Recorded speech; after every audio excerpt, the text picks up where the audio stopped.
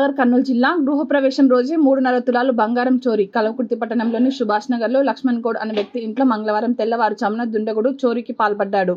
వంగనూరు మండలం పోల్కంపల్లికి చెందిన లక్ష్మణ్ గౌడ్ కల్వకుర్తిలో నూతనంగా ఇంటిని కొనుగోలు చేశాడు. సోమవారం గృహప్రవేశ కార్యక్రమం నిర్వహించారు. రాత్రి బంధువులందరూ కలిసి ఇంట్లో నిద్రిస్తుండగా గుర్తు తెలియని వ్యక్తి కాంపౌండ్ గోడపైకి దూకి లోపలికి వచ్చాడు. మెయిన్ డోర్ పక్కన ఉన్న కిటికీ తెరిచి ఉండడంతో అందులో నుండి చేయి పెట్టి డోర్ గడియాని తీశాడు.